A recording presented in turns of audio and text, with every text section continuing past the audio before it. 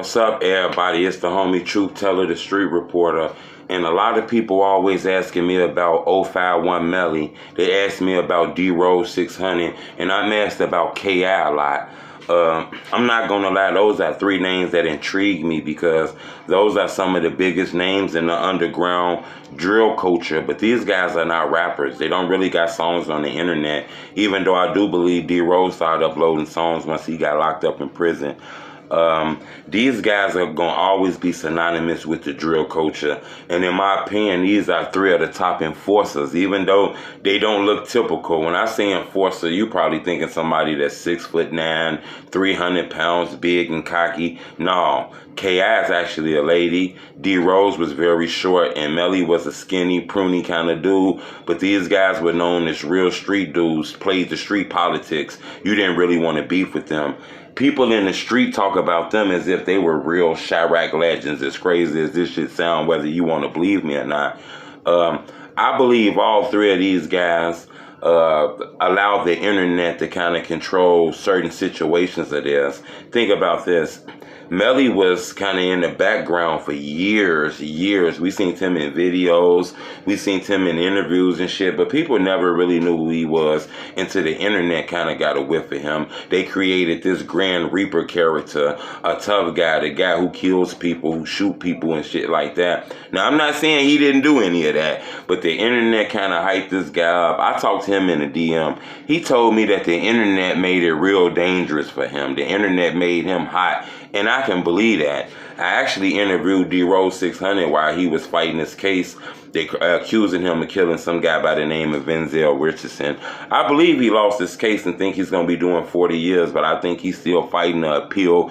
It was rumors came out that he lost this appeal, but hearing through people I talked to, they said that was false.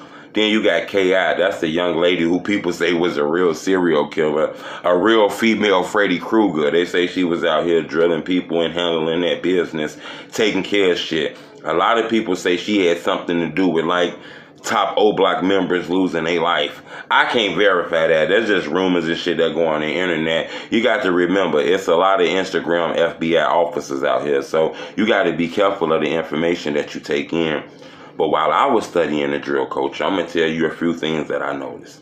What I noticed was none of these guys, even that lady from KI, D-Rose to Melly, they were all on the internet, a lot of videos, but none were monetized on their YouTube channel, which means other people uploaded videos of them.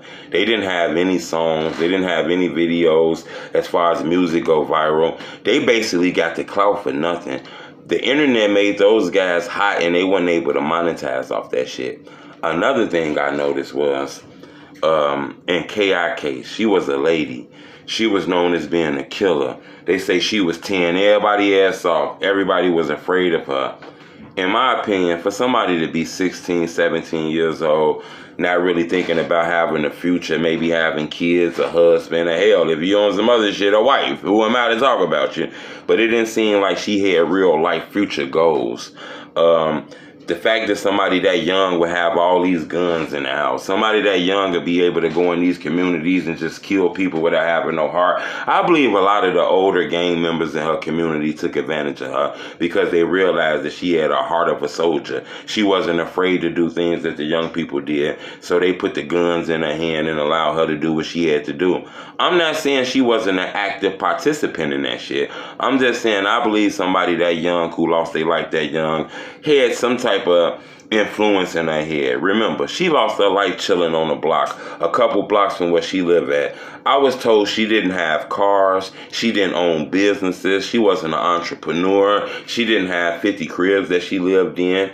For somebody who's known as a top assassin, somebody who's known as the top killer in the neighborhood, the one you call when it's a problem, you would think that these guys would have paid her handsomely. You think she would have been rewarded big time. No, I was told she died and she didn't have any money. I was told when Melly lost his life, he wasn't rich. He didn't own communities. He didn't own property. He wasn't an entrepreneur. D-Rose known as a hitman, an assassin in the hood. He didn't own any kind of businesses, entrepreneurship, and I heard he was living with someone. Now, this is not to disrespect nobody. This is just to tell you that I believe a lot of these young men were being taken advantage in their communities. You know, they were led the wrong way. The OGs in the hood ain't really show these guys the right way. They either allowed them to run rampant like they did, or they just showed them the wrong way and took advantage of a lot of these guys. I do believe that when those indictments came down in those communities, because remember, on the south side of Chicago, it was a lot of indictments, a lot of conspiracies, a lot of cases that came down. They took those projects down. They built these little Section 8 programs, then allowed the fathers in the communities with them.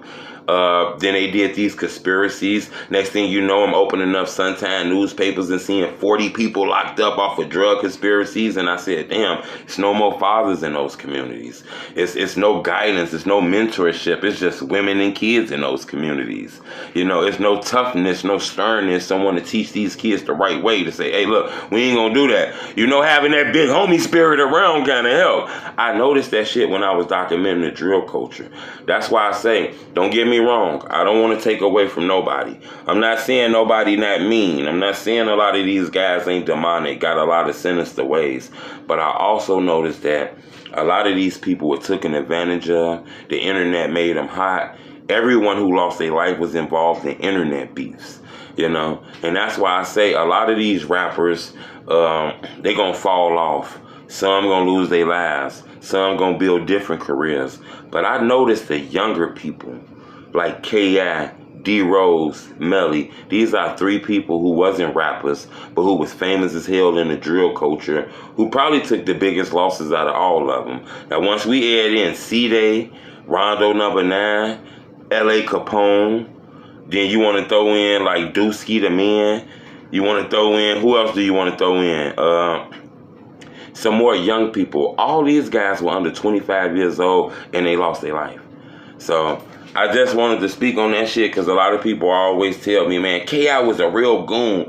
D-Rose was a real goon. They always tell me this, and I be wanting to remind them and tell them, look, if these guys were as goonish and top goons like you say they was, they sure wasn't paid like it, you know? In my opinion, these guys were used by the old heads. They risked their life and got put in a position, and nobody came to the rescue. It's the homie truth. Bleh.